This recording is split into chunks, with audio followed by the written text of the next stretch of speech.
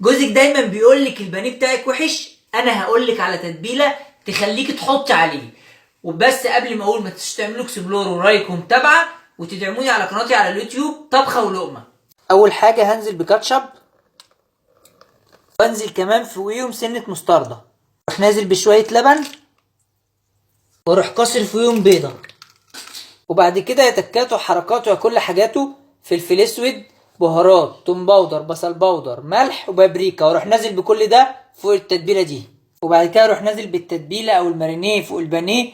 وللعلم للشيء، البانيه ده انا اللي خليه وانا اللي مفرغه، وابتدي بقى ان انا اقلب كده واسيبهم على الاقل ساعه او ساعتين. بعد ما سبت الفراخ ساعتين في التتبيله، هروح جايب شويه دقيق كده ورميهم عليهم واقلبهم كويس بالشكل ده. هجيب البقسماط بتاعي واحط عليه رشه فلفل اسود ورشه ملح واقلبه كويس. بعد كده اجيب البانيه بتاعي بقى كده ومرجحه في الدقيق في البقسماط بالراحه اهو.